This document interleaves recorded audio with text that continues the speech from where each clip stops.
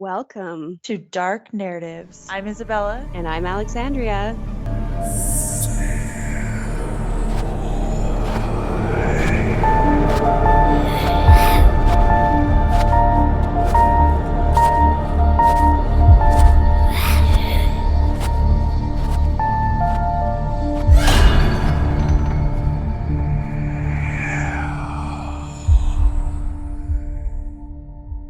Okay, hi everybody. It's just me today, Alexandria. Isabella and I aren't recording together because we decided to take a break for the Christmas season and we won't have our regular Thursday episode out. We're just going to tell you a little or give you a little Christmas special and tell you the story of a creepy Christmas folklore. For our Christmas special, I wanted to tell you about the Yule Cat.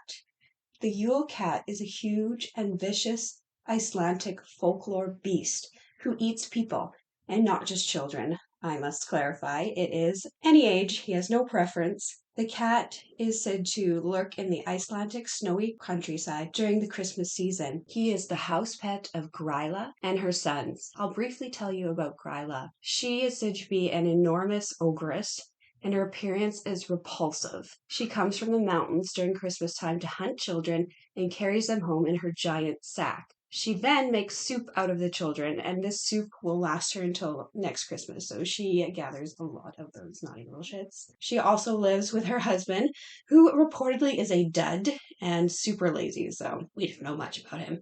And their 13 sons, and their sons are called the Yule Lads. They are a group of 13 mischievous pranksters who steal from or harass people at Christmas time. Basically, instead of having their 12 days of Christmas, they get 13 days of being harassed by shitheads. Their names depict what they do, and this whole family just harasses people between December 12th to January 6th, including their cat. They're real assholes, these people. The first of the Yule Lad is Sheepcote Cold, who harasses sheep. Then we have Golgol, who hides in the gullies and waits to steal milk. Next we have Stubby, who steals pans that still have leftovers in them. Followed by him, there is Spoon Licker, then Bowl Licker, Door Slammer, which rude. Skylar Gobbler, he steals yogurt. I guess Skylar is a type of yogurt there. Then Sausage Swiper, and then the worst in my opinion here is Window Peeper. Next is Doorway Sniffer, Meat Hook,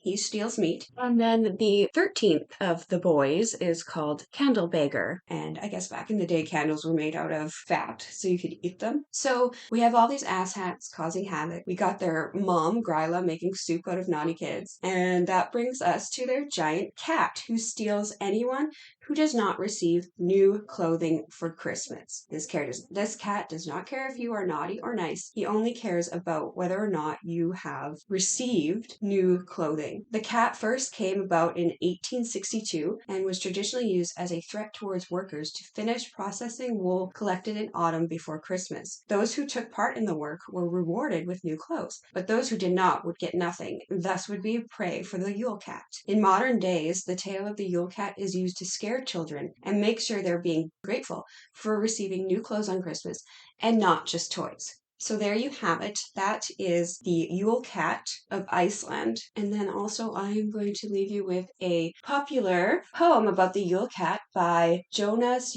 Kötlum. And it goes, "You all know the Yule Cat, and the cat was huge indeed. People didn't know where he came from or where he went. He opened his glaring eyes wide, the two of them glowing bright. It took a real brave man to look straight into them. His whiskers sharp as bristles, his back arched up high, and the claws of his hairy paws were a terrible sight. He gave a wave of his strong tail. He jumped and he clawed and he hissed. Sometimes by the valley, sometimes down by the shore. He roamed at large, hungry and evil in freezing Yule snow. In every home, people shuddered at his name.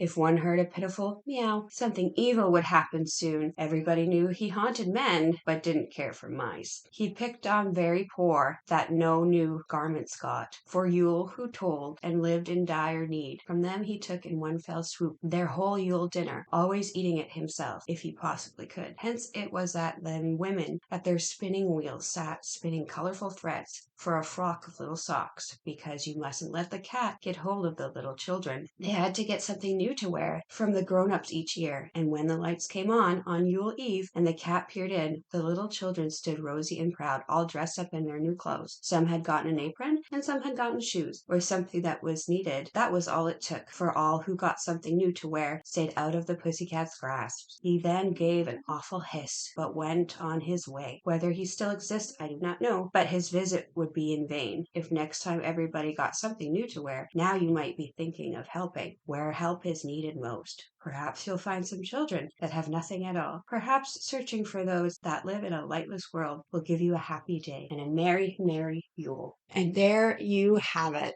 Merry Christmas, everyone, and a Happy New Year. We will resume with our regular Thursday episodes in the new year with both Isabella and I. If you want to come check us out, we are at Dark Narratives Podcast on Instagram, Dark Narratives Podcast on TikTok. And if you like us, give us a review. Give us 5 stars. That really helps. And thank you guys all for listening. And that's it for this week.